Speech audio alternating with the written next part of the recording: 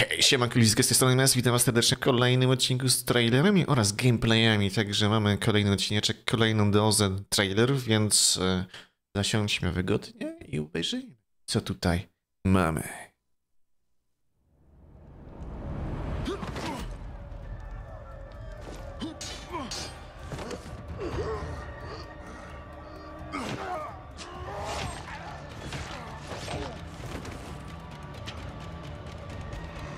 Skol. Generalnie coś tam pododawali do Dying Light 2. Ale nie wiem, czy to są jakieś takie pełnoprawne trailery, czy też nie. Nie mam dlatego pojęcia, powiem wam. Wydaje mi się, że po prostu to są jakieś takie dodatki. Rift Sweepers. The tram has been activated. Please get in the tram outside the bar.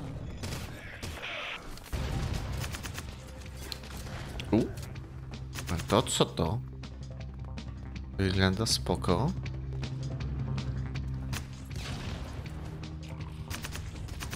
Koopowy survival. Czyściciele riftów.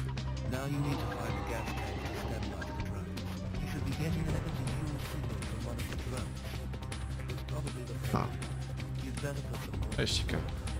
Mam dać jakiś tak jeszcze. Sobie leci. Co mają listy do ogrywania.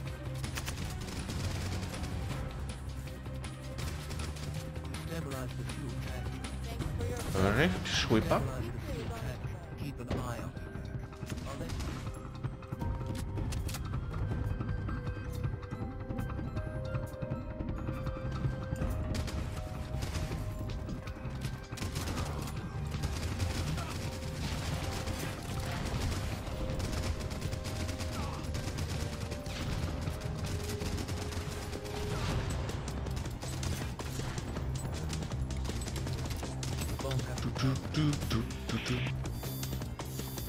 Rift Sweepers.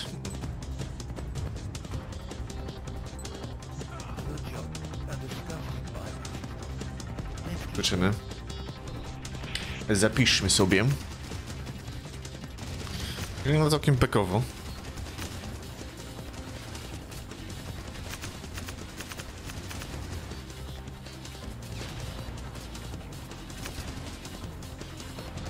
Stamina, HP, shieldy, jakieś skillsy, mamy dwa rodzaje broni, okej, jakieś cele, czyli jakaś fabułka jest. Spoko.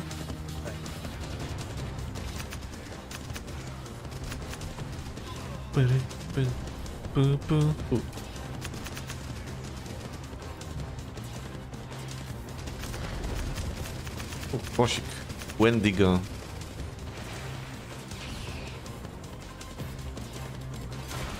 Trzech graczy, kurde.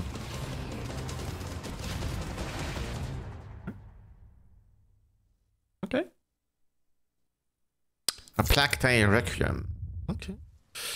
Kolejny trailerik. Dobrze, zobaczmy. Ciasteczko.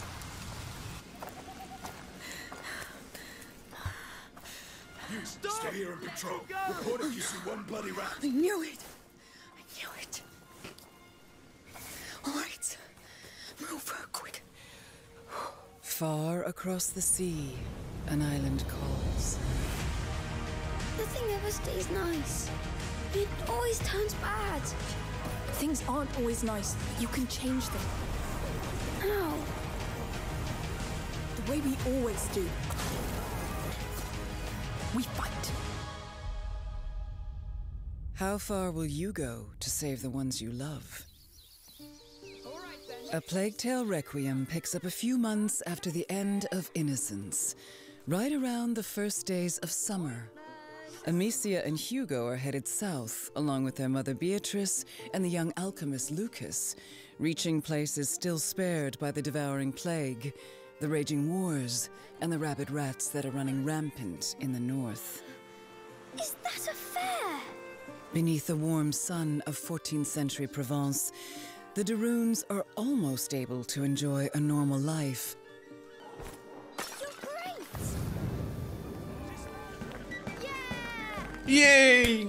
but for a recurrent dream that Hugo has been having of a mysterious island that calls him. These look like teeth. It's a two-teeth island. How come nobody noticed their disappearance? Maybe nobody cares. Maybe. One day, the macular illness that's been dormant inside Hugo awakens, and the dreaded living nightmare begins again. And again. And again. In the wake, Amicia finds herself with no other choice but to trust her brother's dreams and head further south towards the elusive island before he's consumed by the terrible macular affliction. The bite, yes. They've locked the arena down. They let them die here. It's starting all over again. Her mind is made up. She will find a cure in what dreams and prophecy may hold. Get used to it. With almost no one they can trust, This is your life now. Amicia and Hugo must traverse land and water as restless forces stand against them. Amicia, you all right? After the events of last winter, Amicia is hardened, experienced, and when backed against the wall, can be surprisingly resourceful. No, urodziła nam się Tricks wojowniczka. up her sleeve, she is now able to freely choose between striking from the shadows or unleashing hell with a variety Oh, of yeah. equipment and tools.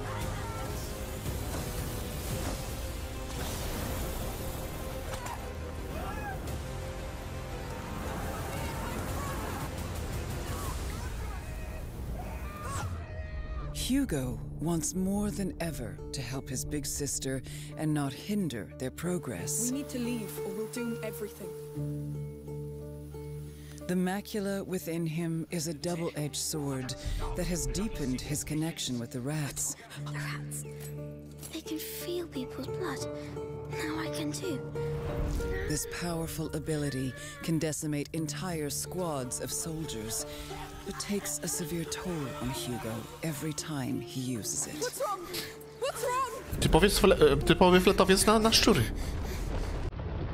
Dać mu tylko fleta, nie grali? Their journey brings not only hardship, but also unexpected friends. These colorful characters help the Daroons carry their terrible burden, It's not my first time. while offering unique skills and resources to bring them closer to their elusive goal.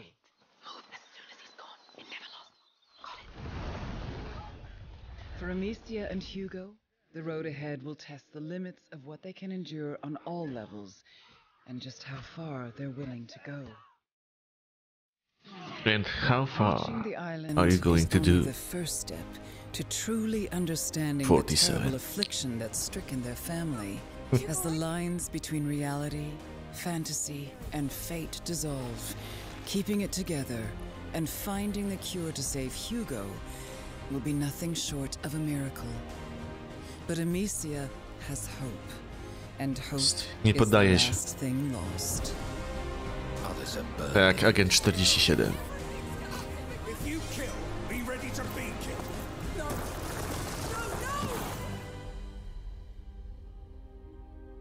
A Plague Tale Requiem releases October 18th on PlayStation 5, Xbox Series, PC, and Nintendo Switch. Na Nintendo Switch to potato musi działać. Ja ciekaw jestem, jak to działa na Switchu. The Chant. Lećmy. Open your mind to a whole new way of being. There's real, spiritual opportunity here. Prismic science is the key to profound realignment of your entire way of being. Do you want people in your life to understand your true value? Do you? Hello. My name is Monroe Anton. You are now part of my family. With your help, we can all ascend our cosmic energy and be healed.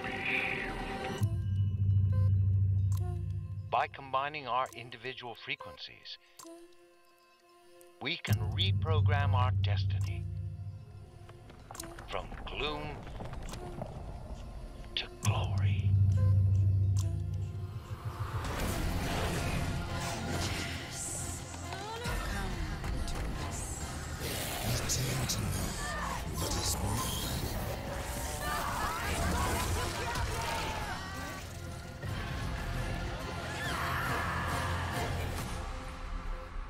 I'm telling you, Jess, being here is going to change your life.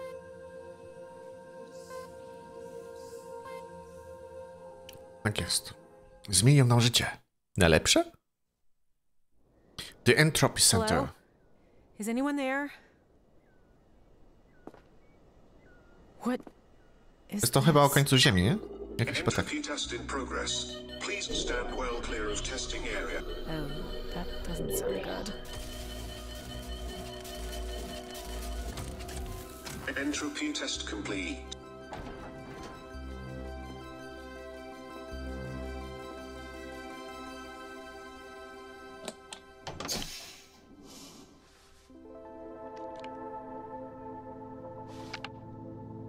Huh. What is this?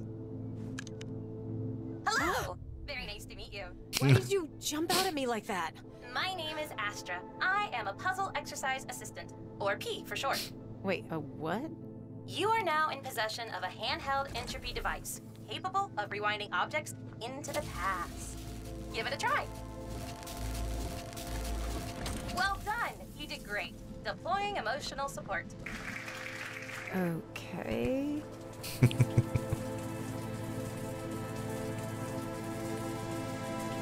Puzzle element introduction. Jump cubes. Stand on jump cube to launch yourself upwards. Happy jumping!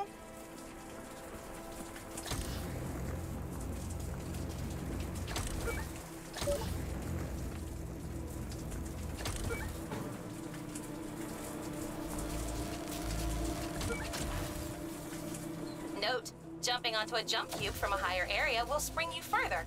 Just remember to bend your knees when you land.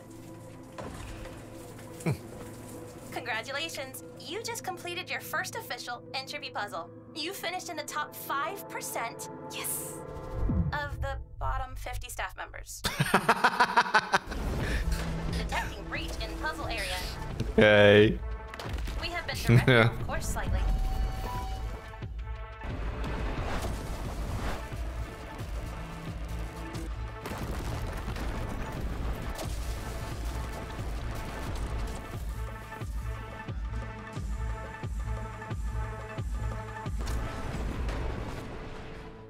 Leave puzzle area to find quicker route to the power reactor. It looks like people used to have fun here. This would actually be quite nice if it wasn't for, you know, the end of the world. New puzzle element introduction. Place entropy cube in river for it to travel downstream. Note, do not place self in river unless intention is to drown. Okay, I wasn't planning on it, but thanks.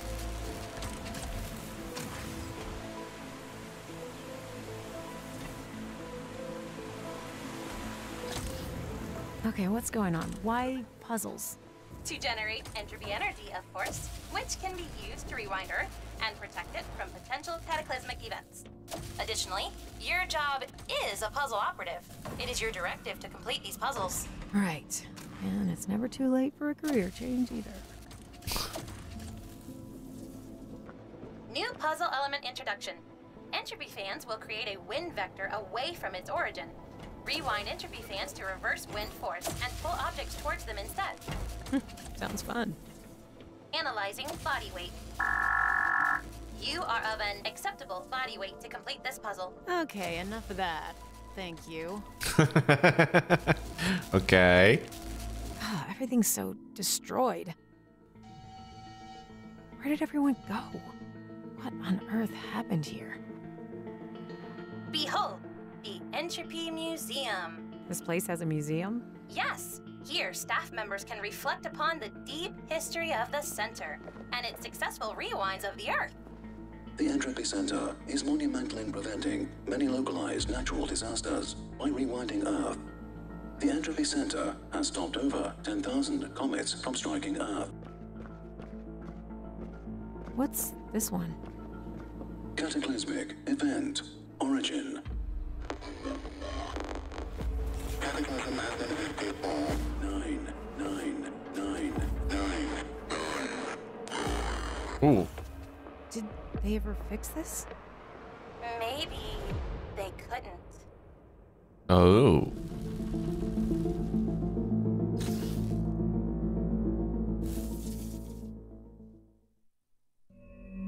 Expedition Grata. Okay. Ciężki tytuł.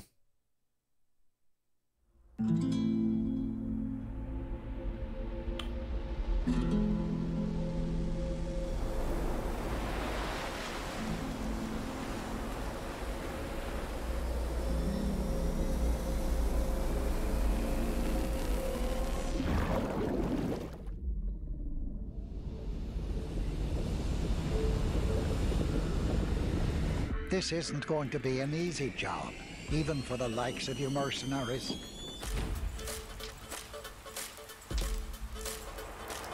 Monsters roam the land, human and inhuman. The Gotha will only reveal itself to those who are worthy.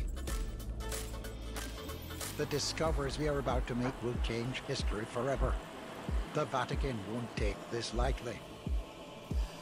I came to seek the truth. But what I've seen, ancient horrors beyond the veils of history. Wait, are you even listening to me? Oh, typical mercs. Well, I have a job for you.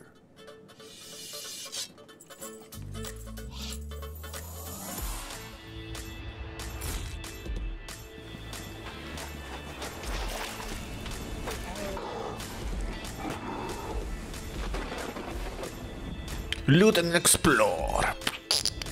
Blood. Potki. Ej, czy to trochę nie przypomina Dark and Darker? Troszeczkę, tylko bardziej kolorowe.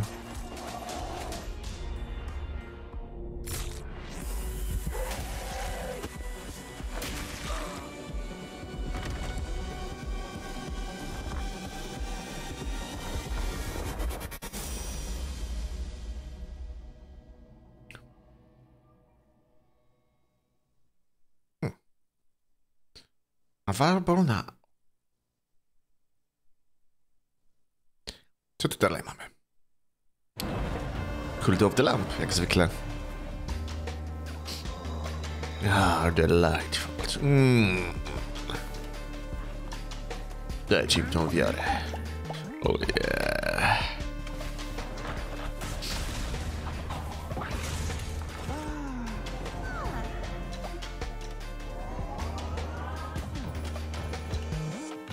Generalnie teraz Cult of the Lamp chyba dostało sporo jakichś fajnych aktualizacji. Pewnie za jakiś czas znowu odwiedzimy Cult of the Lamp. Bo tego typu gry trzeba co jakiś czas odwiedzać i popykać, co tam się pozmieniało.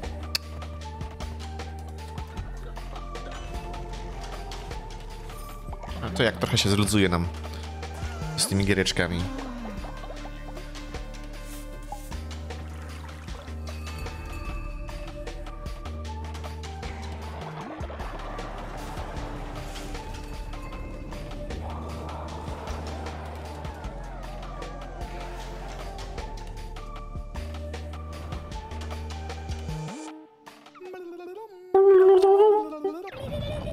True masterpiece! Chimera Lands, okej. Okay.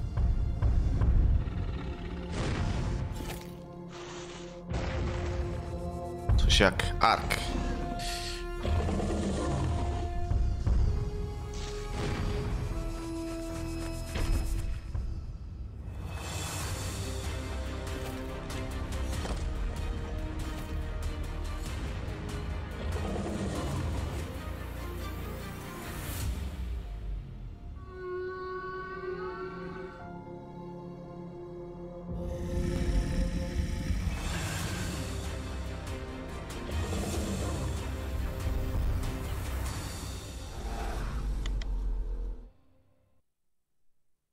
Dungeons and Dragons is a Dungeons and Dragons 1. One we play together as dungeon master and players but also an adventure itself. Now, we stand at the start of a new generation of Dungeons & Dragons, and today we're going to introduce some of what's in store for us as we embark on an initiative that we call 1D&D. Growing up, I loved fantasy, but I never saw myself as the hero because I didn't think it was possible for someone who looked like me, who acted like me, who was like me, to be that hero. We want to continue to reach out to folks who are interested in fantasy, who love storytelling, who enjoy spending time with their friends and creating these collective stories that they can remember for years to come. D&D's been around for 50 years, and there's very little that persists that long that becomes generational, that people can really just not only share, but literally hand down to their kids. What we want to do is just add to that legacy. We did a smart thing with 5th edition by listening to the fans, and what came out of that process was a system that is stable, that is well-loved, that incorporates the best elements of earlier editions. Now that we have that, we are no longer in the position where we think of D&D as an edition. It's just D&D. 5th edition is a rule set that has worked for so many people and has brought so many new and exciting folks into the game. It's more important for us to continue to cultivate and respect and love what it is, you know, that the world has told us is working for them. The sort of change you're going to see isn't about taking anything away from you, isn't about changing any of that stuff that you love. It's much more about giving you more options, giving you more Tak, dajcie mi więcej, more. Character types you can play, more magic spells you can cast. Basically, you know, we're very happy with the game the way it is today. Unlimited we just want to power. build on that. We're revising the major core rulebooks that every player uses, the Player's Handbook, the Dungeon Master's Guide, the Monster Manual. One of my focuses, specifically, is the Dungeon Master's Guide. I'm going to make some structural changes to make it more friendly to new DMs. When it comes to art for D&D, it's about as versatile as our players. We want to show that the person you are can appear in the worlds of Dungeons & Dragons. That's what 2024 holds, is this promise of getting new versions of the books that are the game you know, but reflect where the game is presently. 1D&D has 3 pillars, and one is the rule set, which is built on the base of 5th edition, but updated. We're building upon the rules that have been established, the storytelling, and expanding our world and our rule system. When we say building on top of 5th edition, what we mean is that all the adventures and supplements that have been released in the past 10 years will still be playable with the new evolution of D&D. Then there's D&D Beyond, which is the base of our digital tools and assists for players and DM. Currently, players are cobbling together all kinds of different apps and websites to have a true integrated D&D experience.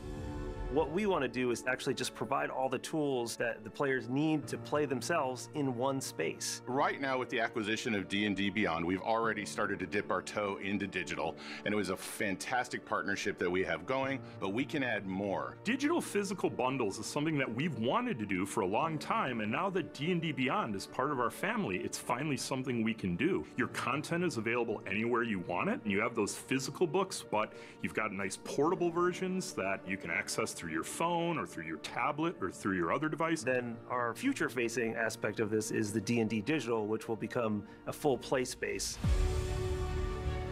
for you to have experiences that are more immersive. Right now we're in early development of our digital experience. We can play a game, roll some dice, see the miniatures moving around in a 3D play space. O, to w ten sposób jest z figurkami. O kurde. Tych dźwięk, które to ten. Giereczka. Spoko. No, może być spoko. That's the first thing. Number 2 is take care of the lazy DM, because we're all lazy DMs. Ease of use means being able to access all of the tools that you need in order to get the adventure started. So we use the camera technique called tilt shift. It actually makes things look small. We want to make sure that the experience for you is that you're experiencing a miniature set. The tilt shift camera was really chosen so that people understood that this wasn't a video game, but it is a digital experience. We want to give people more minis, more options for character customization. You can actually change the features, do what you want with it. And you're going to use this miniature approach to tell stories just like you do in physical tabletop. To have your character live. I'm transported there, but I'm not limited by the digital technology. We might give you a pre-made campaign from us that has an exciting castle or keep with a dungeon inside of it, exciting NPCs, but then you're going to be able to take this playset, take it apart, and build your own. We're going to have a really robust tool for you to be able to create your own dungeons. This is just the start of One D&D, and we are relying on all of you to help us out and figure out that future together. What you're going to be able to see starting in August is a steady release of these playtest packages where you'll be able to engage with key aspects of the game, provide us with feedback that then we will digest, process, interpret, analyze, and then act upon. Really, it's you shaping the next generation of Dungeons & Dragons, and we want to hear exactly what you have to say. Playtesting starts today. Go to dndbeyond.com, download the playtest packet, and get ready to let us know where you'd like this next leg of the adventure to go. Okej, okej.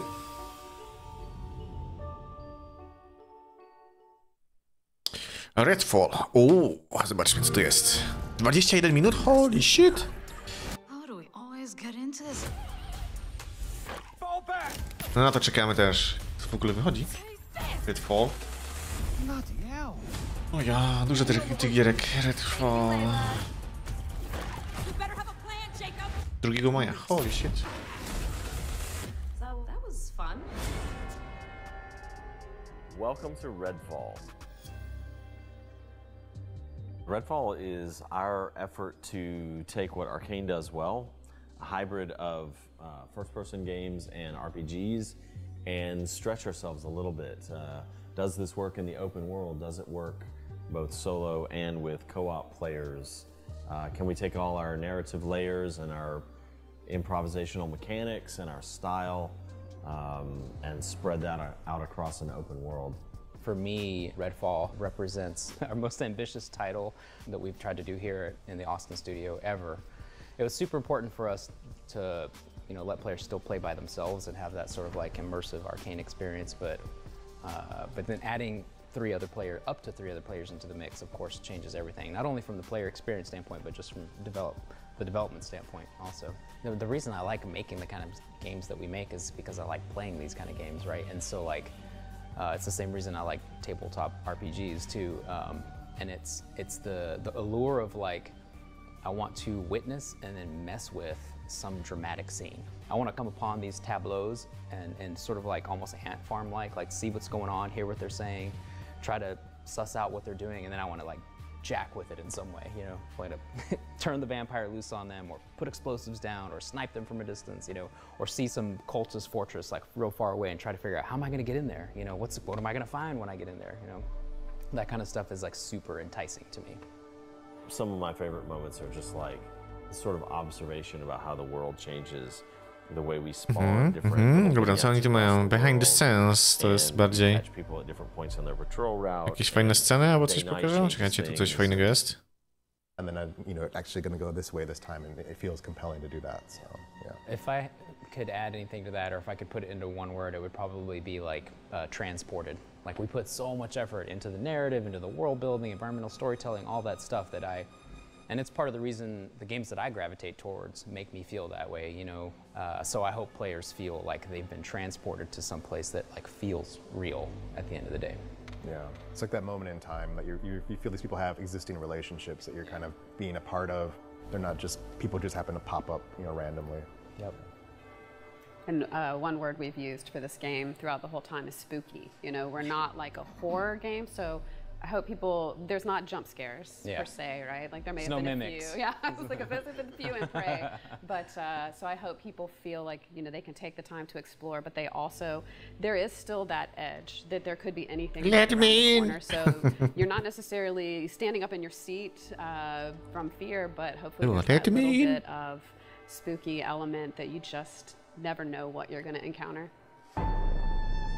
The story of Redfall begins with this idea that these like really smart, wealthy biotech entrepreneurs came to the island. They weren't from the Coś island ciekawszego originally. gadają. They bought up some property and they started doing some research into like longevity experiments and life extension and things like that. Probably seen stuff like that in the news recently with people doing weird stuff with biotech startups. And that, you know, started to go south really quickly, get a little like morally questionable, you know, without giving spoilers away. The end result was they turned themselves into vampires.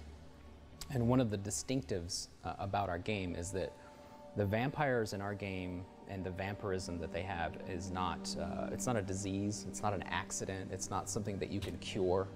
It's not like, oops, I got a cold and let me take this medicine and get rid of it and now I'm back to my normal kind self or whatever. The people who became vampires and the people who become vampires in our game, in a sense, they already were vampires on the inside, right? It's more like a metamorphosis, not a disease that they caught. And so it's definitely this like horrible evil that's like taken hold of the island that needs to be resisted and fought. They're not innocent people that you're trying to save. And they slowly, like a frog boiling in water, they slowly took over the town and consolidated all the power. And that's where players find themselves now at the beginning of the game. We wanted to do something that was recognizable as vampires, but also a fresh take. Boom Night, okej, dobra. Zobaczmy, co tu w ogóle ciekawego jeszcze pokazał. So, you know, if they don't have fangs and they're not afraid of the sun and they don't drink blood, then they're not vampires. O, skład. Exalt in it. They love it. Skład. Look at me, I'm gorgeous. Yeah. Ale, ludziska, chwila przerwy i zaraz do was. Four heroes that you get Chyba się nawet nie wymutowałem. Deliberately, you know, we set out to say some of them are from the island, some of them are outsiders coming into the island, so you have multiple perspectives, and they represent this like spectrum of like different backgrounds, different play styles. Like, you know, if you're like, I gravitate towards Jacob, who is like probably more stealth oriented because he's got the ability to turn invisible. He's kind of got sniper type skills. He's got a raven that can scout for him. And all the way on the other end of the spectrum, you've got somebody super wacky like Devender, who's like got a bunch of crazy gadgets that allow him to do bizarre things like, you know, plant javelins in the ground that spark lightning everywhere or teleport around. Or he has a blacklight power that lets him freeze everyone. So he's got a lot of like area of effect. Tak jest, ma dużo zabawek różnych. He's just like, he's just super gregarious and interesting and just like zany character. He's internet famous, you know, cryptid hunter. So I think there's like, with the four heroes, there's a little bit of something for everyone. You know, depending on what your playstyle is and what kind of you gravitate towards in terms of like personality. Yeah, and the funny thing about Devender is I think he actually wants to be on the island to be researching what's happening. Yeah, it's true. He's happy that, at some level, he's happy that something crazy like this is happening because it validates his like theories or whatever. I think it's also fun to think about who and why are they on the island. You know, like Layla was living here; she was a college student. Devender was here for a book signing, right? Lucky him to actually have some content to capture. Remy, you know, from some of the tricklings of some weirdness happening, she's here because of her search and rescue skill set. And Jacob initially with Bellwether, so Jacob was one of the bad guys. You know, so to have to really think about really different reasons for these characters to be here on the island and then build up from that was fun as well. I think something I struggled with initially, but I've come to really appreciate is that they're not a kit. This isn't just, this is the tank and then this is the healer and this is this, you know, there's so much nuance to how you play each of these characters. Like, you know, Devender, it would be real easy just to say he's the gadget guy, but that doesn't really encapsulate everything that he can do. He has a little bit of crowd control, a little bit of traversal, you know, and then like a, you know, a big AoE versus like, you know, Remy has, you know, Brabant with her, and that kind of has a lot going on there. But then also has, you know, her sticky bomb, and like that's really given me a lot of like joy to kind of discover how I want to play these characters and beyond just like the high level summary of them. So as you're playing through the game, of course, there are, you know, we've come up with a suite of like really cool abilities and powers for players to choose from, just like we did in Prey and Dishonored. You have tons of options. And if you happen to be playing as like if we all decide to play Layla's or Jacob's, you know, my Jacob might not be the same as yours because I may choose to like really drill down into the Raven skill tree. O, drzewko umiejętności. O kurde. Before I pick any of the other skills. Okay. So you got a lot of choice there to like express different play styles. That's the skill trees, but then of course you've also got your gear. Like we've got special things called remnants you can find, which are like basically magical vampire blood that you can equip almost as like a talisman that will give you special resistances or special abilities related to healing, but it also boosts, you know, your health. So there's lots of different ways that you can sort of customize your character's build. Yeah, and there's also ways for your friends to, if you've leveled up certain skills to a certain point, that your friends get to benefit from them. Yeah. Like if you're playing Jacob and you level up Cloak to a certain point, I actually can Cloak as well. Yes. We tried to not make it so that like this skill only works in multiplayer, or this skill only is useful in single player, but like, it has the single player benefit, but then it has the multiplayer like add, and if you happen to be playing with friends, it does cool stuff for your friends too, which I think is going to be super fun. Okay. I saw it as like in a horde shooter, like they're coming for you at all times, so you feel that pressure, and in this game I feel like I'm the danger kind of thing, right? I'm the one who's moving through. You're trapped in the room with me. It's also important that's a great point, and it's important to note that like they're unaware of you, so you can zoom in and eavesdrop on their conversations. You can sneak up and listen to two people talk, and then slip away from the encounter. Okay, dobra, co tu jeszcze mamy? Tu jest o broniach. It shares the lineage of arcane games in that sense. Yeah, that's something that. Dobra, to może być coś ciekawego. Prey was 5 football fields, and the size of Redfall was kind of hold my beer on that one. So we definitely challenged the whole team with making something this big. Yeah. I remember early on there was a moment we were working on District 2, which is a little more rural, and Jim McGill took Talos at scale and dropped it in the middle of the farm that's there, and the district just eats the whole space station. Of course, it's gigantic. It was just the size of the actual like farm area, and that's just like one mission. Yeah, that's pretty crazy. Ultimately, we hope that players will play single player if that's what they want, and it will feel like an arcane game. But it's more expansive. It's an open world, but it's not an open world based on the scale of vehicles. It's an open world based on foot. And so it's like a familiar setting, New England, spooky, traverse the place, go into mom and pop grocery stores, apartments, get on the roof of buildings. And we try to put as many environmental storytelling scenes around as we possibly can. And so it just feels very lived in. I think the thing that's compelling to me about the open world, and this is true in other open world games that I love, but it's just like how easily the player can get distracted, you know, with like some other wondrous thing or some interesting point of interest. Like you always set out with like, I have this goal in mind. I'm going, you know, to the shipyard or the farm to rescue this person or collect this thing. That's my mission. But like it takes me 2 hours to get there because along the way, like a nest popped up, or I saw a vignette with some like cultists who were harassing some civilians that are tied up, or I got ambushed by vampires, you know, or an NPC gave me a little side mission to go check out.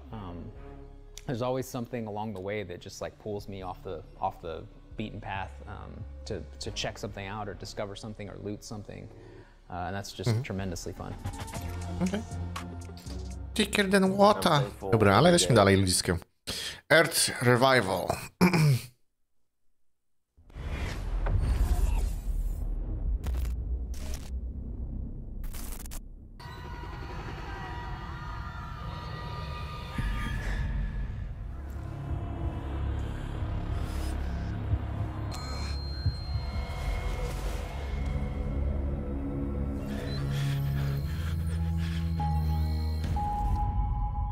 Anyone is there?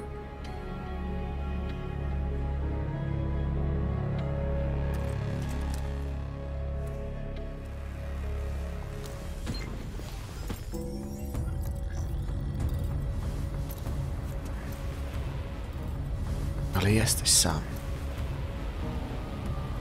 Jedyny ocalał na bezludnej planecie.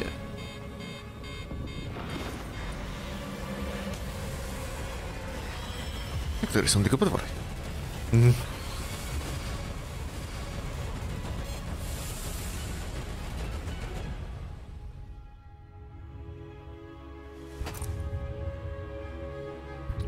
Chwileczkę.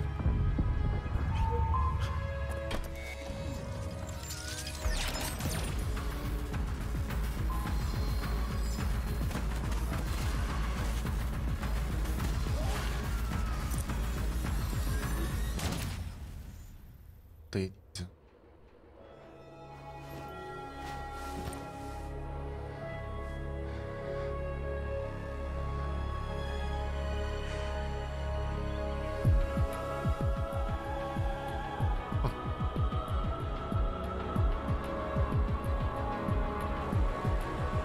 A po to na Androida ma być? Gierka?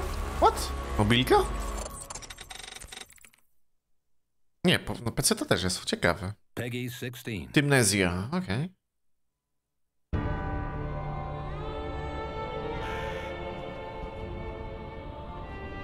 Amnesia.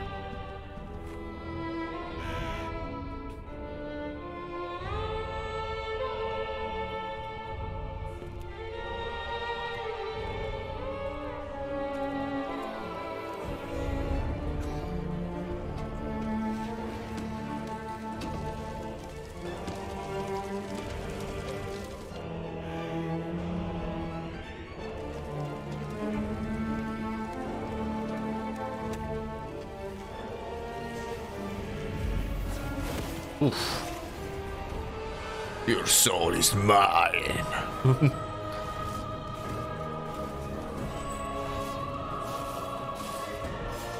Takie trochę sosowe widzę.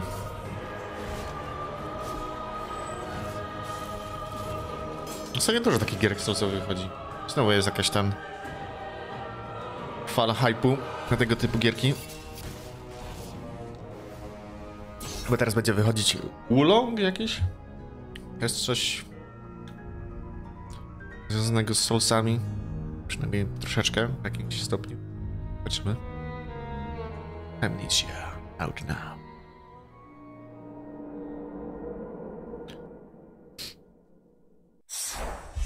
Team 17. Dobrze, no dobrze. O, Elder Scroll Online, Lost Depths. O kurde, kolejny ten dodatek? O, Jesus Christ. High Isle has been home to my people, the Druids, for centuries. Living in peace with nature and one another. But now, the Firesong Circle are sowing seeds of destruction. Attacking fellow Druids. And corrupting nature itself.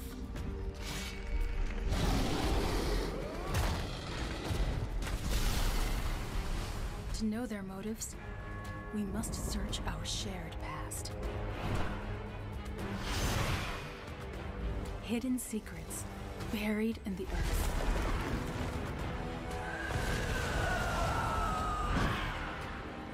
And sunken places deep in the lost depths. Atlantyda. To ty?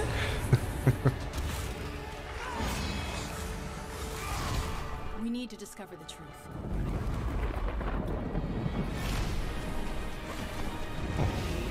Before it's unleashed against all of us.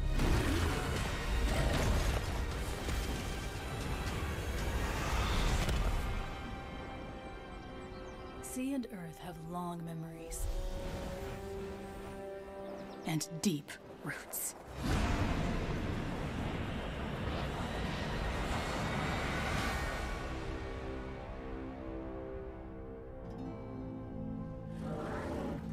Get exclusive items, yeah!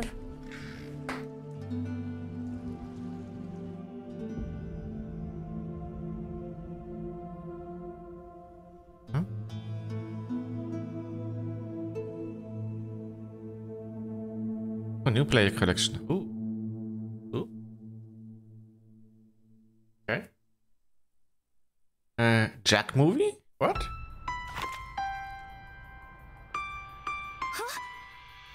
I have a real bad feeling about this.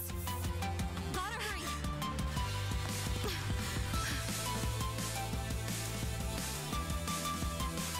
I knew something was wrong the moment I saw that woman.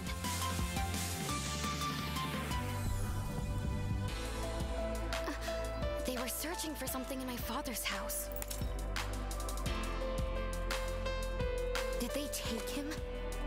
Did they find what they were looking for? Looks like everything here is untouched.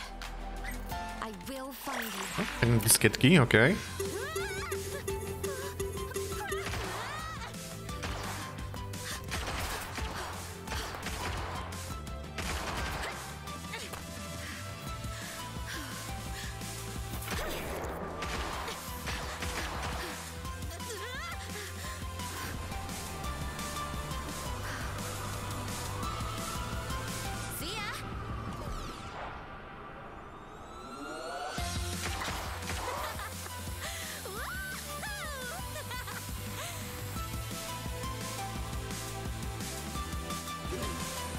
O, pikselówkę.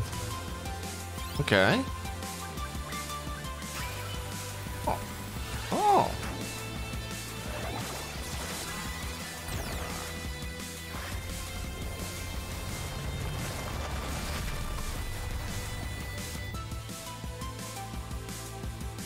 Nie, Jack Move to jest. Nie Jack Move. Jack Move. Odpiszmy sobie ten, zobaczymy co to będzie. Znajdziemy chwilkę. My tu mamy The Ascent, Cyber Heist. O, jakiś delcek.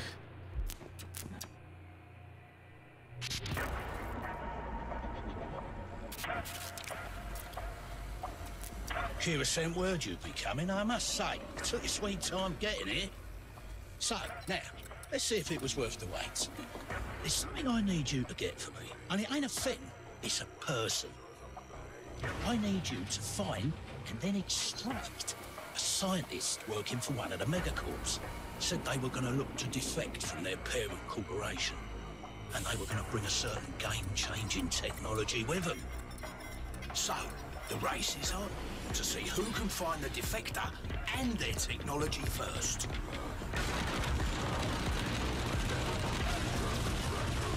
Czyli to takie jak The Ascent? No, coś takiego. Kurde.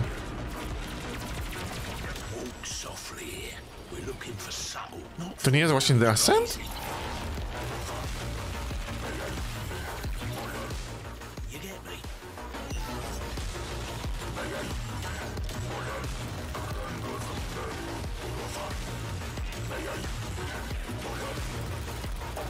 This is important. Do not this up. Oczywiście, że jest.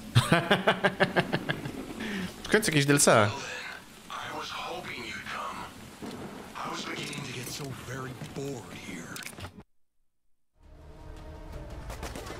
Infection free zone. Oh. Building clear. Receiving. Greetings, survivors. This is Ian, the main narrator of the Infection Free Zone team, and today I'm going to share some gameplay with you. Infection Free Zone is our upcoming post-apocalyptic city builder game, played on real-world maps. That means you can select almost any real region to play on, including your closest neighborhood to utilize your knowledge of the region.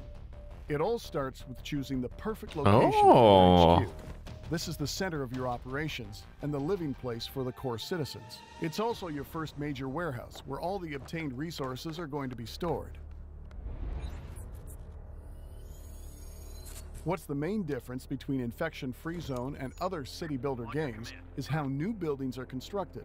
Instead of building them from the ground up, we rather adapt existing buildings for new needs, to create shelters, warehouses, production buildings, and so on.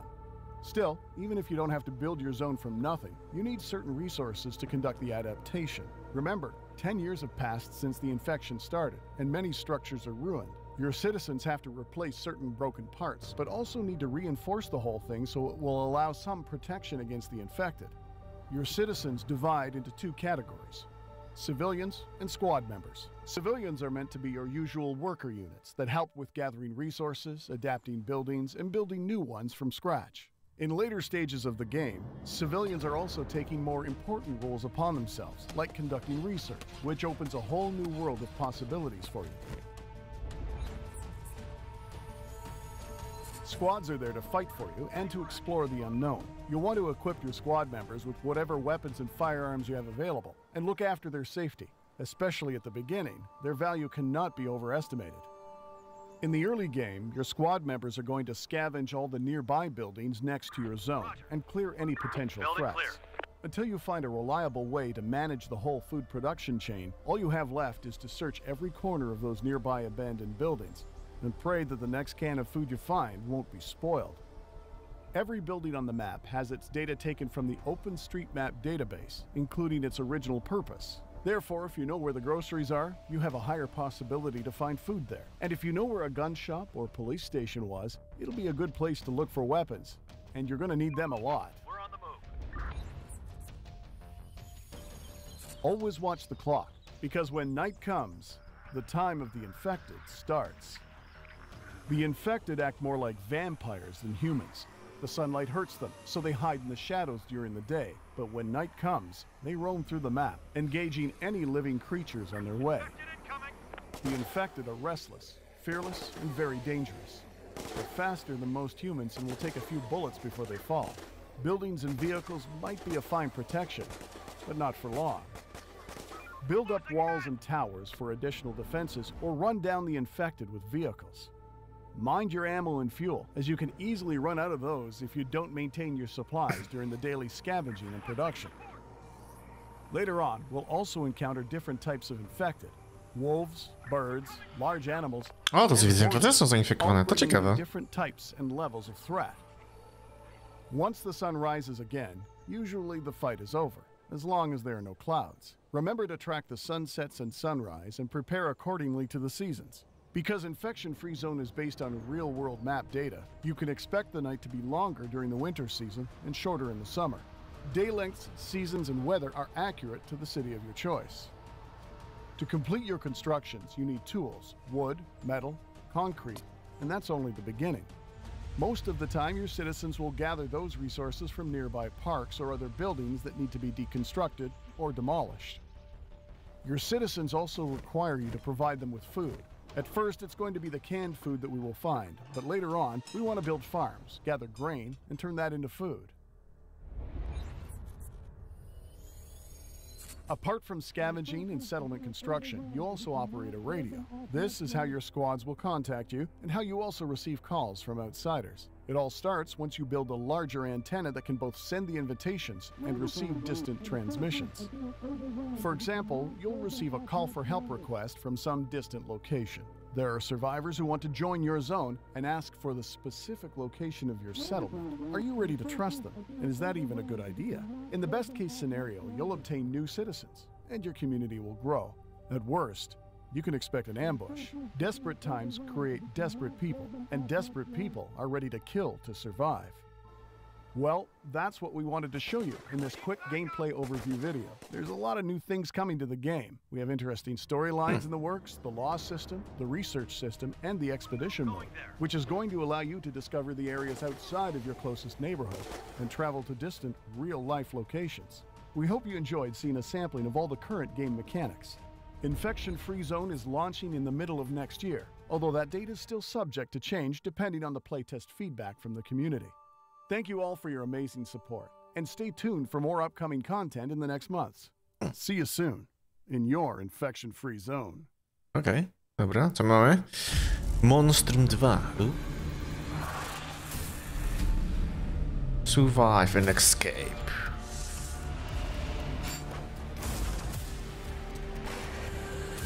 O? Hunt and kill. O mój Boże. Wiem, co to za typ giereczki.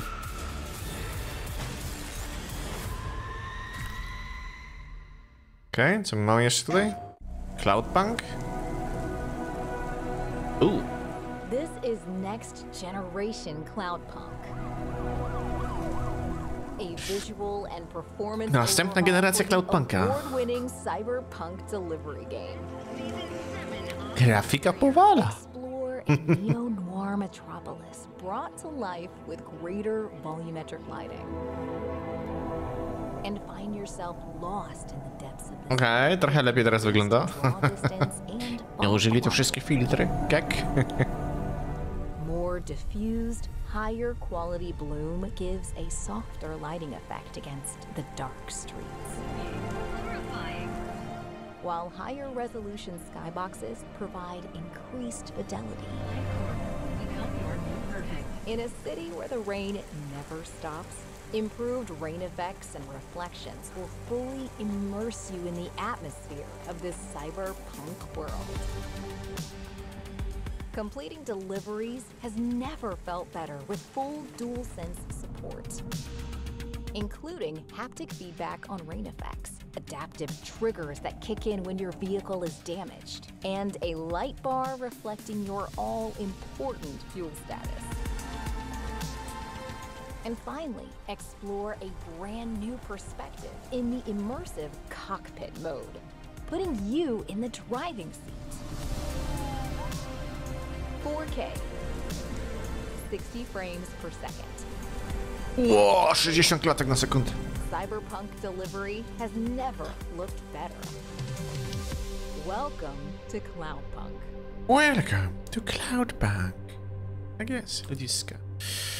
I to by było na tyle.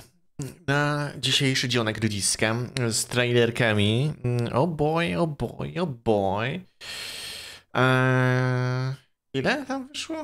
18, akurat mało tych trailerów, ale trochę Redfall nam zszedł, no bo 20 parę w sumie minut, ale nawet nie, pewnie gdzieś tam 10-12 minut poświęciliśmy, ale i tak dobrą dozę trailerów obejrzeliśmy. Będziemy na pewno kontynuować jutro jeszcze, więc to tyle na ten odcinek, także dzięki wielkie za oglądanie i widzimy się już niedługo. Trzymajcie się.